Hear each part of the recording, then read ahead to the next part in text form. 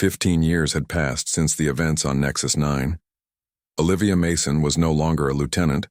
Now she was Commander Olivia Mason, captain of the exploration vessel called Horizon. The small crystal she had received from the alien she saved hung from a chain around her neck. It never lost its warm glow. After her encounter with the alien, Earth officials had questioned Olivia for days. The armed aliens who had found her were not happy, but they did not harm her. They took her to their ship and later handed her over to a human outpost. No one believed her story about the wounded alien with silver eyes. They thought she had imagined it all after her ship crashed. Now, at 42 years old, Olivia had gray streaks in her brown hair. Her face had a few more lines, but her eyes were still sharp and curious. She stood on the bridge of the horizon looking at the stars on the main screen. "Captain, we're picking up a distress signal," said Kate Winters, Olivia's first officer. Kate was younger with short blonde hair and a serious face. "Source?" Olivia asked. "Unknown ship type. It's coming from Sector 7B, just at the edge of human space." Olivia touched the crystal at her neck. It felt warmer than usual. "How far?" 2 hours at top speed, Kate replied. "Set course. Alert medical and security teams to stand by." Kate looked concerned. "Captain, this is beyond our patrol route. It could be a trap. The Coalition has been active in this area.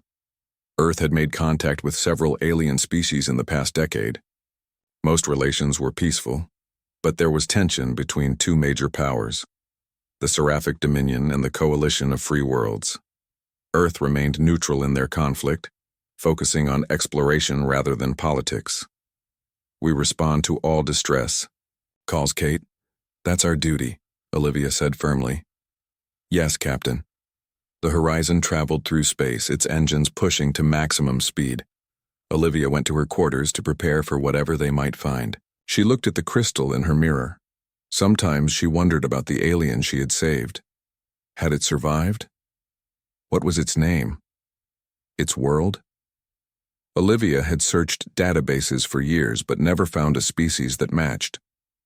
2 hours later, the Horizon reached the source of the distress signal. On the main screen, they saw a damaged ship drifting in space. It was unlike anything in Earth's records. It had elegant curves and was made of a dark material that seemed to absorb the light from nearby stars. Parts of it glowed with blue lights. Olivia's heart beat faster. The ship looked similar to the crashed vessel she had found 15 years ago. "Life signs?" she asked. "Faint readings. Maybe 5 or 6 survivors," said the science officer. "Captain," Kate said quietly, "that ship has technology far beyond our understanding. We should wait for backup." The crystal at Olivia's neck felt almost hot now. "No time, those people need help." She turned to her crew. "I'll lead the boarding party. Kate, you have the bridge." Kate clearly wanted to argue but simply nodded. Olivia and a team of 6 crew members put on spacesuits and took a shuttle to the damaged alien vessel. They found a way in through a tear in the hull, similar to the one Olivia remembered from long ago. Inside, the ship was just as she remembered. Wide corridors, smooth surfaces with glowing patterns instead of normal controls. The air was breathable, though it had a metallic taste that reminded Olivia of Nexus 9. "This way," Olivia said, following her scanner readings toward the life signs. They found the survivors in a sealed chamber. There were 5 of them, all humanoid but clearly not human. They had pale skin that seemed to shift color slightly like oil on water. Their bone structure was different, cheekbones higher, limbs longer and more graceful. They wore simple clothes made of a flowing material. None of them had scales or glowing patterns beneath their skin. One of the aliens stepped forward, speaking in a language of musical tones and clicks. "We can't understand you," Olivia said. "We're from Earth. We received your distress call." The alien touched a device on its wrist. It spoke again, and this time a mechanical voice translated. "Thank you for coming. Our ship was attacked. We need medical help and repairs." Olivia nodded. "We can take you to our ship. Our doctors will help you." The alien hesitated, then nodded. "We accept your assistance." Back on the horizon, The medical team examined the aliens while Olivia met with Kate in the conference room. They say they're diplomats, Kate reported. Part of something called the Seraphic Dominion. Their translator is still calibrating to our language, so details are unclear. The Seraphic Dominion. Olivia had heard rumors about this powerful alliance of worlds, but Earth had no official contact with them yet. Yes. They claim their ship was attacked by coalition forces. Olivia frowned. That would mean we've just stepped into the middle of their conflict by helping them. Exactly, Kate said. We should contact Earth Command immediately. Agreed. But first I want to speak with them myself. The aliens were given quarters on the guest level of the ship. Their medical needs were simple. Their bodies healed quickly with just basic care. That night, Olivia had strange dreams. She saw flashes of iridescent scales, heard songs in an alien language, and saw silver eyes looking into hers. She woke up clutching the crystal, which glowed brighter than ever. In the morning, the alien's translator had fully calibrated to English. Their leader requested a private meeting with Captain Mason. Kate objected, but Olivia overruled her. I'll be fine, Kate. Keep the ship on alert status just in case. The alien leader met Olivia in her private office. She, Olivia realized, had delicate features and moved with fluid grace. Thank you for saving us, Captain Mason, the alien said. Through her translator, I am diplomatic envoy Zara of the Seraphic Dominion. You're welcome, Olivia replied. We respond to all distress calls. Zara tilted her head. Do you always lead boarding parties yourself? That seems unusual for a ship captain. Olivia smiled slightly. I follow my instincts. Interesting, Zara said. Your ship's records say you were once stranded on a planet called Nexus 9. Please tell me about that experience. Olivia was surprised by the request but saw no harm in telling the story. As she spoke about finding the crashed alien ship and helping the wounded being inside, she noticed Zara watching her intently. This wounded alien, Zara said when Olivia finished. What did it look like? Humanoid but taller than humans. Iridescent, scales, patterns that glowed beneath the scales, silver eyes. Zara stood up slowly, and it gave you something before it left. A crystal. Olivia's hand went to her necklace. How did you know that? May I see it? Hesitantly, Olivia took off the necklace and held it out. The crystal glowed brighter as Zara approached. Captain Mason, Zara said softly. Our people can change our appearance when needed. It helps us adapt to different environments and situations. As Olivia watched, Zara's skin began to change. The pale, shifting colors were replaced by iridescent scales. Patterns of light appeared beneath the scales, pulsing gently. When Zara looked up, her eyes were no longer dark, but pools of liquid, silver. You don't recognize me, human, Zara said, her voice now resonating in Olivia's mind more than her ears. But I have never forgotten the one who saved me on Nexus 9. Olivia stared in shock. You're the alien I helped. Yes. Zara took Olivia's hands in her cool, slightly rough ones. You saved my life when you had no reason to trust me. You risked yourself to help me escape. Those armed aliens, they were trying to kill you? Why? Because of who I am, Zara said. I am not just a diplomatic envoy. That is a cover we used for safety. I am Queen Regent Zara of the Seraphic Dominion. I rule 12 star systems and command technologies your people have only dreamed of. Olivia felt dizzy. A queen? I saved a queen? Yes. I was on a diplomatic mission when traitors in my court arranged an assassination attempt.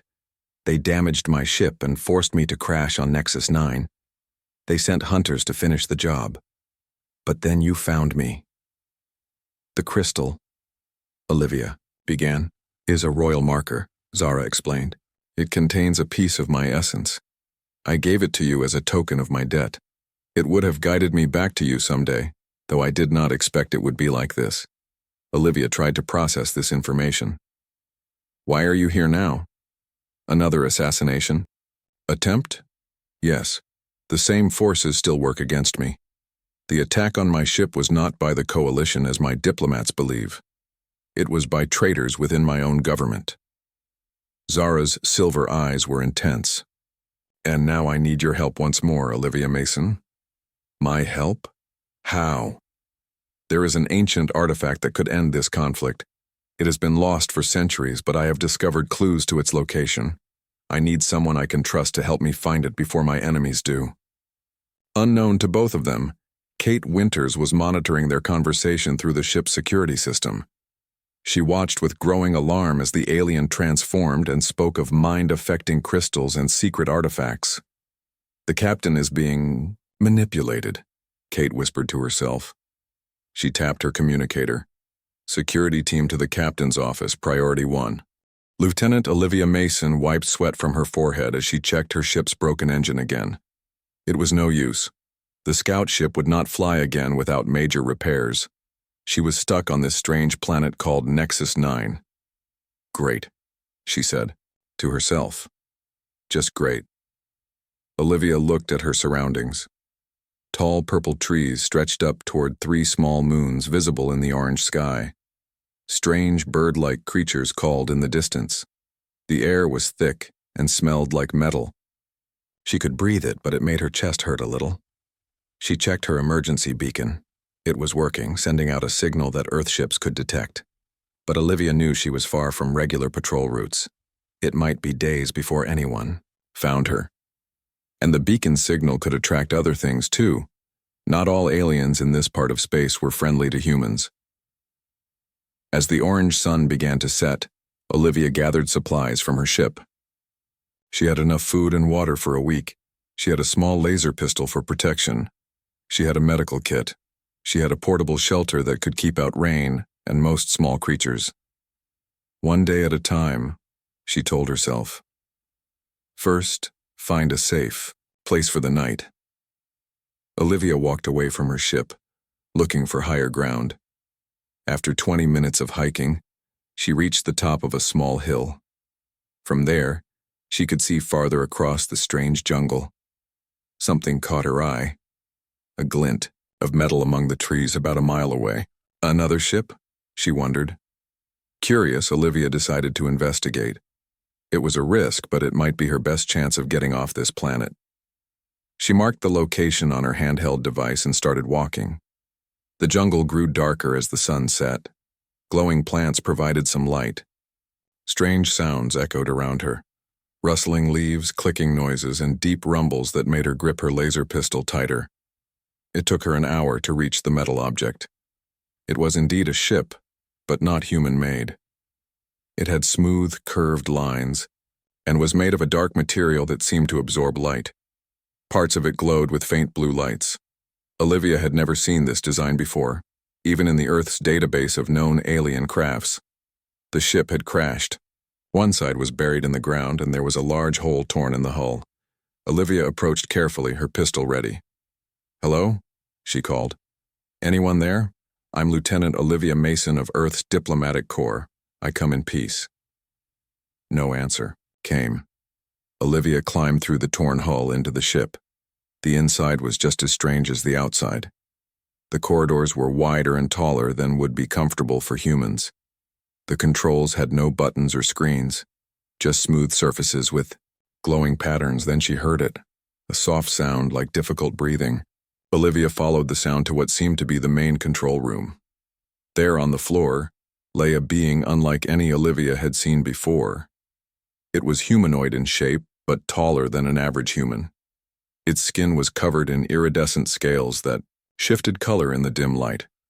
Patterns glowed beneath the scales, pulsing weakly. Its face was elegant but alien, with large eyes that looked like deep pools of silver liquid. The alien was hurt. A dark blue fluid, blood, Olivia guessed, leaked from a wound in its side. The being's eyes fixed on Olivia, and it made a series of clicking and humming sounds. "I don't understand," Olivia said. "But you're hurt. Let me help." The alien watched, as Olivia slowly put away her pistol and took out her medical kit. It didn't try to stop her when she approached.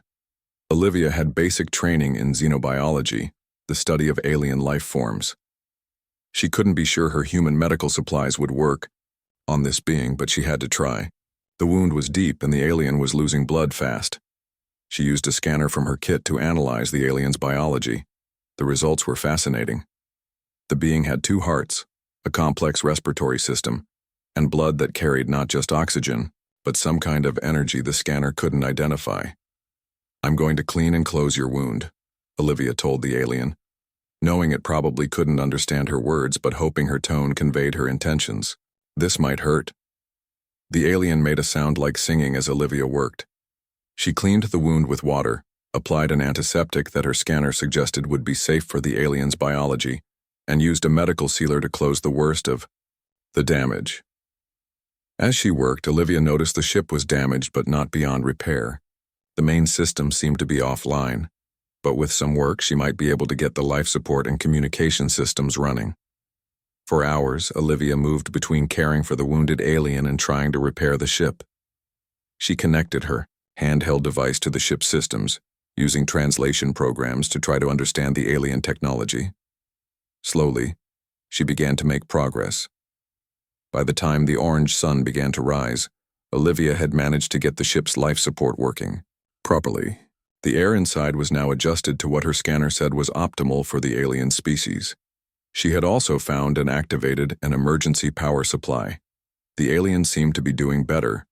Its breathing was more regular, and the glowing patterns beneath its scales were stronger and steadier. It watched Olivia with those silver eyes, making occasional sounds that seemed less pained. Then, without warning, the alien tensed. It turned its head toward the ship's entrance and made a series of urgent clicking sounds. Olivia heard it too. Voices outside. Not human voices, but structured sounds similar to what the wounded alien had made. She peered out through a damaged section of the hull.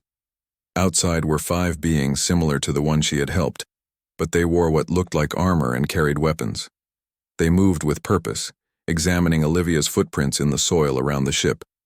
The wounded alien grabbed Olivia's arm. Its touch was cool and slightly rough, like fine sandpaper.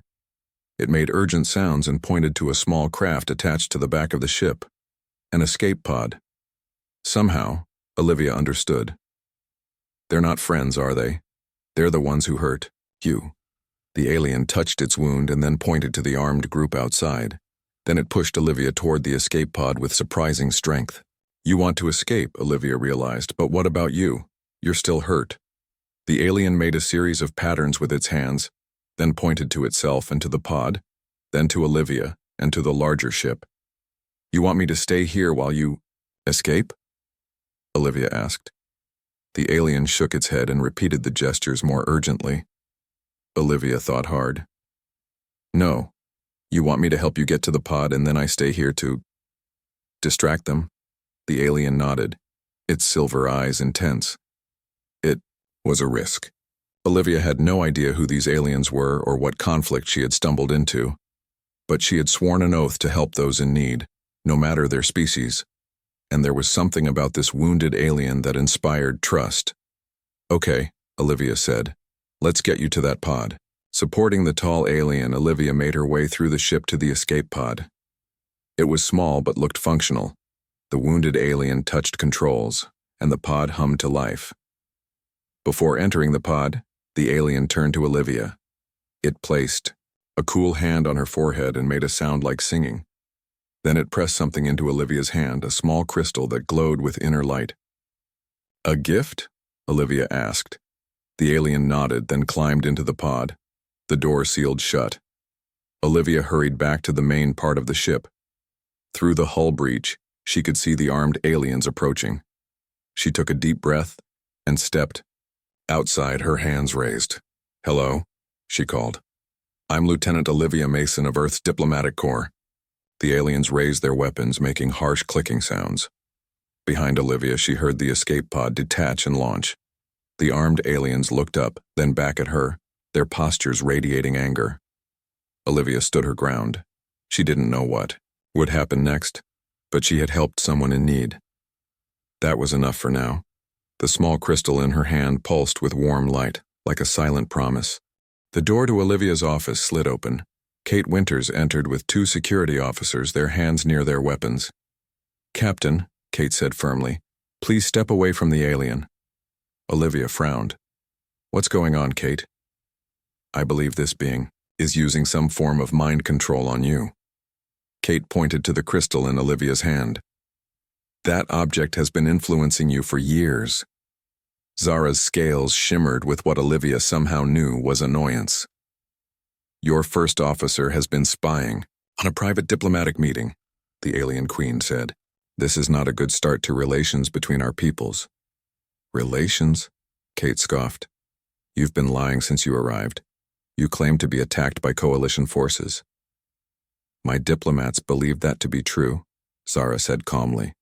"I did not correct them for security reasons." Olivia raised her hand to stop the argument. "Kate, lower the alert. Queen Zara is not controlling my mind." "How can you be sure?" Kate demanded. "You've been carrying that alien crystal for 15 years. You've had dreams about silver eyes. Now you meet this being and immediately trust everything she says?" Olivia looked at the crystal in her hand. It glowed warmly, but she had never felt controlled by it. "The crystal is just a marker, Kate. It doesn't control thoughts." Zara stepped forward. "If I may explain, this crystal contains a small piece of my essence, my energy. It creates a connection between us, nothing more. It cannot control minds, only maintain a link across great distances." Kate remained suspicious. "And we're supposed to just believe you?" "No," Zara said. "You should verify everything I say. That is wise when meeting new species." She turned to Olivia. "Your medical team can examine the crystal. Your scientists can test it.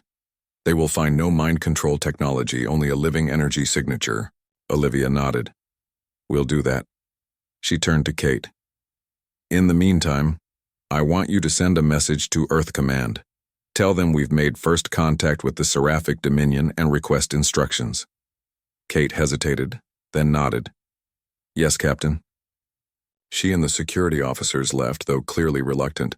When they were alone again, Olivia sighed. "I apologize for that." "No need," Zara said. "Caution is wise.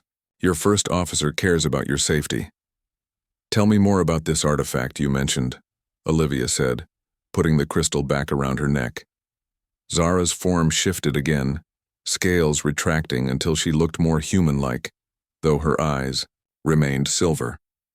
"It is called the Nexus Key. It was created by an ancient race that came before both our peoples. It has the power to open doorways between dimensions. And this would help end the conflict. How? The war between the Dominion and the Coalition began over control of rare resources, specifically elements found only in dying star systems. The Nexus Key could open pathways to new uninhabited dimensions rich with these resources, enough for both our peoples and yours as well." Olivia considered this. "If this artifact is so valuable, why tell me about it? Why not keep it a secret?" "Because I cannot find it alone," Zara said. "The clues to its location are scattered across multiple worlds. Some are in Coalition space. I need someone they would not suspect, someone with diplomatic status who could move freely." She paused. "And I need someone I can trust. You trust me because I helped you once, 15 years ago. I trust you because you helped a wounded stranger when you had nothing to gain. That speaks to your character." Zara touched the crystal at Olivia's neck. "This has shown me glimpses of your life since then. Your honesty, your fairness, your courage. You've been watching me? Not in detail. Only impressions, feelings. Enough to know you remained the same person who saved me." Before Olivia could respond, her communication device buzzed. "Captain, we've received a response from Earth Command," Kate's voice reported. "They're sending the ambassador ship Northern Star to meet us. They want us to remain in position and take no further action until they arrive." "Understood," Olivia replied. "How long until they reach us?" 3 days, Captain." "Thank you, Kate. Mason out." Olivia turned back to Zara. "It seems we have 3 days to convince my superiors that helping you is in Earth's best interest." Zara smiled slightly. 3 days is more than enough to tell you the full story. Over the next 2 days, Olivia spent most of her time with Zara and her diplomatic team. The aliens shared information about their culture, technology, and the true nature of the galactic conflict. Olivia was fascinated by their ability to shift their forms, adapting to different environments or social situations. It evolved as a survival mechanism, Zara explained as they walked through the ship's garden deck. Our homeworld has extreme weather variations. Being able to develop scales for heat or fur for cold gave us an advantage. Your homeworld, Olivia said. What's it like? Beautiful, Zara said, her silver eyes distant with memory.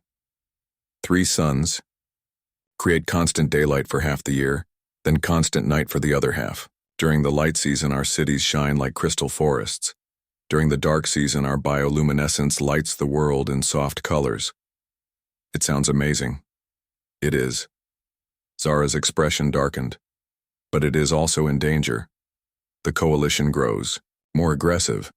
Resources grow scarcer. That is why finding the Nexus key is so important. Kate Winters watched these interactions with growing concern. She had the crystal examined by the ship's science team, but they found nothing harmful.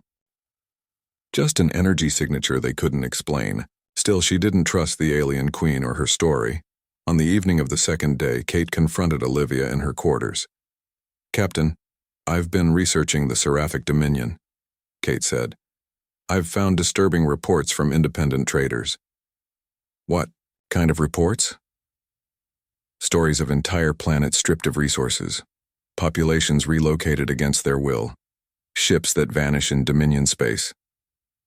Kate put a data pad on Olivia's desk.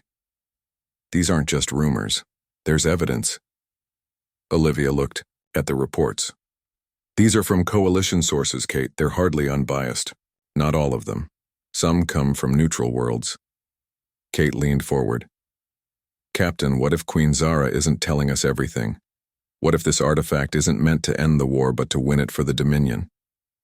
Olivia thought about this. It's possible, she admitted. But I've spent 2 days talking with her. I don't sense deception. With respect, Captain, you may not be objective where she's concerned. Kate nodded toward the crystal. You've carried a piece of her with you for 15 years.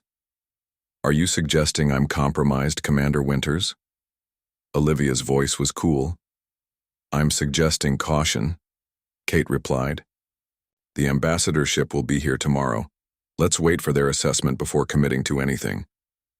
After Kate left, Olivia sat alone, thinking.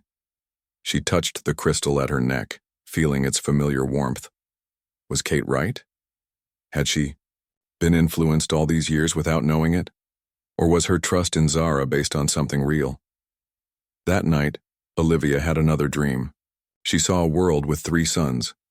She saw cities like crystal forests. She saw the darkness come, and the world light up with beautiful colors. And she saw shadows moving in that colorful darkness. Shadows that didn't belong. She woke with a gasp. The crystal was glowing brightly. Her door chimed. Come in, she called, quickly putting on a robe. Zara entered, still in her more human-like form, but with her silver eyes wide with concern. You saw it too, she said. The shadows in the darkness, Olivia confirmed. What were they? The true enemy, Zara said grimly. Not the coalition. Something else. Something that has been manipulating both sides, pushing us toward war. What do you mean? What enemy? Before Zara could answer, the ship's alarm blared. Kate's voice came over the communication system. Captain, to the bridge. We have multiple ships dropping out of hyperspace. Olivia quickly dressed in her uniform and rushed to the bridge with Zara following. On the main screen, she saw 5 ships surrounding the horizon. They were sleek, aggressive-looking vessels with weapons clearly visible. Coalition warship, Kate reported. They're hailing us. On screen, Olivia ordered. The screen changed to show a stern-faced humanoid with ridged skin and black eyes. Earth vessel Horizon, this is Commander Dex of the Coalition Defense Force. You are harboring a war criminal. Surrender Queen Zara of the Seraphic Dominion immediately or face destruction. Olivia glanced at Zara, who had shifted back to her scaled form, perhaps involuntarily due to stress. The alien queen stood tall, her silver eyes fixed on the coalition. "Commander, this is Captain Olivia Mason of the Earthship Horizon," Olivia replied calmly. "Queen Zara is here under diplomatic protection. We have an ambassador ship arriving tomorrow to mediate this situation." "There will be no mediation," Commander Dex said harshly. "The criminal Zara has committed atrocities across 20 systems. She will face coalition justice. You have 1 hour to comply or we will open fire." The communication ended. Olivia turned to her crew. "Battle stations, shields at maximum." "Captain," Kate protested, "we can't fight 5 coalition warships." "We're not going to fight," Olivia said. "We're going to stall until the Northern Star arrives." "The Northern Star is still 14 hours away," Kate pointed out. "We have 1 hour." Olivia turned to Zara. "These accusations, are they true?" Zara's scales darkened with emotion. "No. The atrocities they speak of were committed by the same traitors who tried to assassinate me. They used ships bearing royal markings to attack coalition worlds, making it appear that I ordered it." The Horizon orbited Seraphia Prime, while Olivia called an emergency meeting with her senior officers. The mood in the conference room was tense. Many crew members were scared or angry about being taken so far from Earth without warning. "Captain, what you did was mutiny," Kate Winters said, her voice tight with anger. "You violated direct orders from Earth Command. I made a judgment call to save this ship and our diplomatic guest from coalition aggression," Olivia replied calmly. "I take full responsibility for that decision." "How do we even get home?" asked the chief engineer. "We have no idea where we are in relation to Earth. That portal thing closed behind us." Olivia turned to Zara, who stood by the window looking at her homeworld. "Queen Zara, can you help us return to Earth?" The alien queen turned, her scales shimmering in the light of 3 distant suns. "Yes. My people have advanced navigation technology. We can calculate Earth's position from here and provide you with a way to return. But," she hesitated, "I hope you will stay for a short time. There are things you need to see, things you need to understand about the threat we all face." Kate scoffed. "More convenient stories." "Commander Winters," Olivia said sharply, "you've made your objections clear. Now I need your professionalism." Kate straightened. "Yes, Captain." Olivia addressed the room. "We're in an unprecedented situation. The first humans to visit the Seraphic Dominion homeworld. Despite the unusual circumstances, I expect everyone to maintain their duties and represent Earth with dignity." She paused. "I know many of you are concerned. I promise we will return home. But first, I believe we have a responsibility to learn what's happening here. This conflict affects all species in our sector of space, including Earth." After the meeting, Zara invited Olivia and a small team to come down to the planet's surface. Kate insisted on coming along despite her obvious distrust of the situation. The shuttle descended through pink-tinted clouds. Below, they saw a landscape of towering crystal formations and elegant buildings that seemed to grow from the ground itself. The architecture was unlike anything Olivia had seen. Organic yet precise, with spiraling towers and bridges that looked impossibly delicate. "Welcome to Lyria, the capital city of Seraphia Prime," Zara said as they landed on a platform extending from a particularly tall crystal structure. As they exited the shuttle, Olivia was struck by the different quality of light. The 3 suns cast multiple shadows in varying colors. The air smelled sweet and felt slightly thicker than Earth's atmosphere, but their environmental scans had confirmed it was safe to breathe.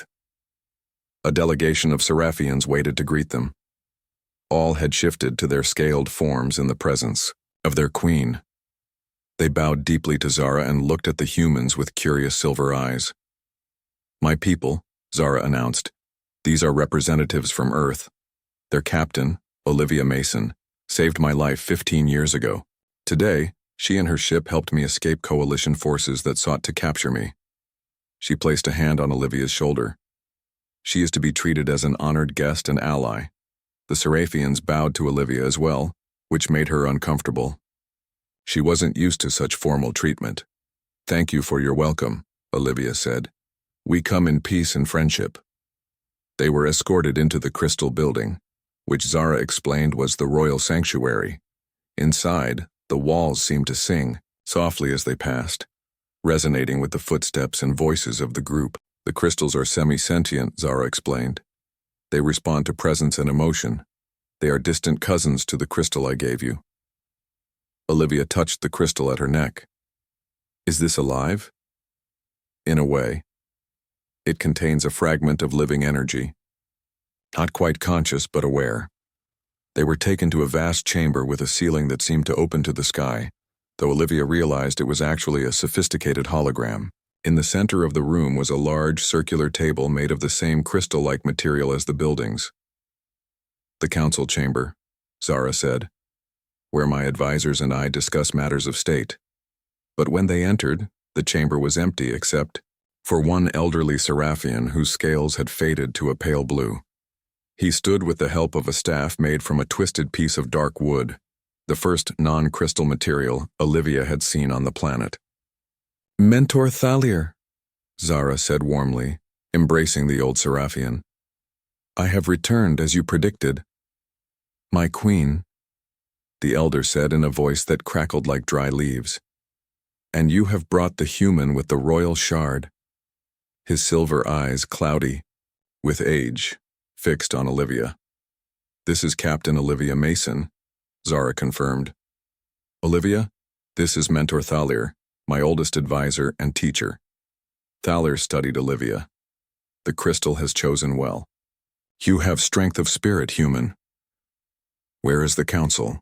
Zara asked, looking around the empty chamber. Thalir's expression darkened. "Disbanded. Minister Vex declared emergency powers in your absence. He claimed you were captured or killed by coalition forces." "Vex," Zara hissed, her scales darkening with anger. "He was behind the assassination attempt on Nexus 9, and again on my diplomatic vessel." "Yes," Thalir confirmed. "He has been working with outside forces. Forces that do not have the Dominion's best interests at heart." "The shadows," Olivia said, remembering her dream. Thalir looked at her with surprise. "You have seen them?" "In a dream." "Shadows moving in the darkness when the three suns set." The old Seraphian nodded slowly. "The crystal has shown you more than I expected." He turned to Zara. "We must move quickly. Vex has sent ships to the ancient temple on Lyrix. He seeks the map to the Nexus key." "The map?" Zara looked alarmed.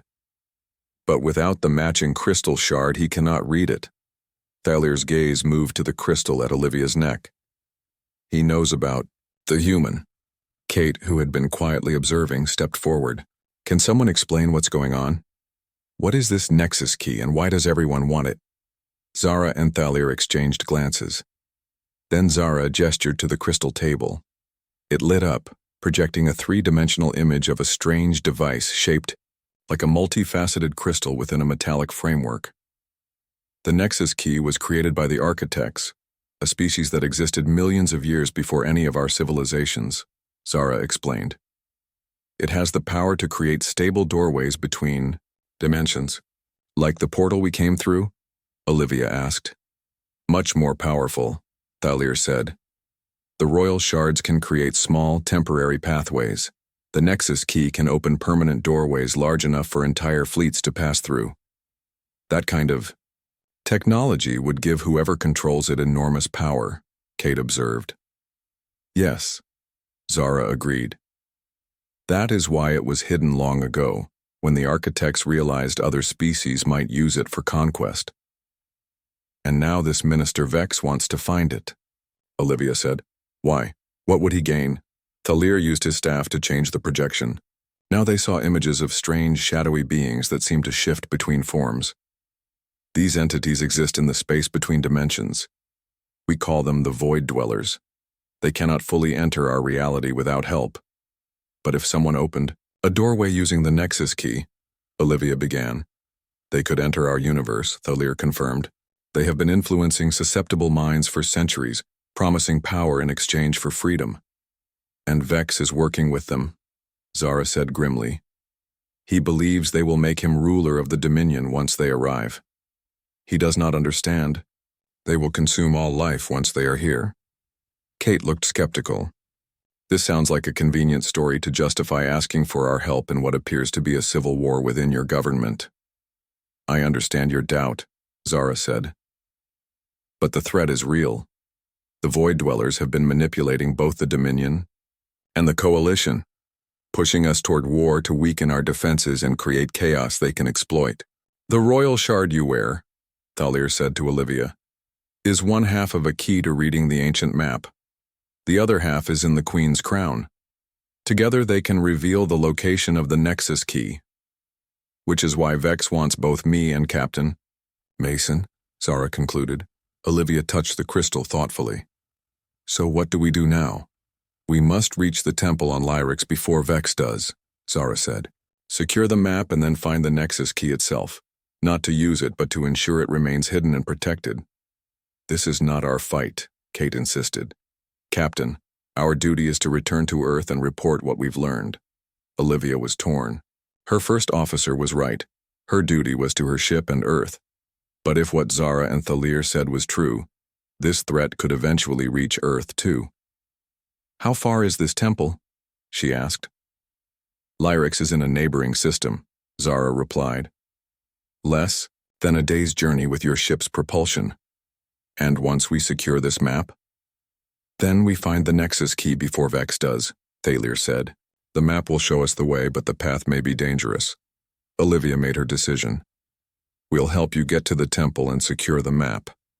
Then we'll reassess. She held up a hand when Kate began to protest.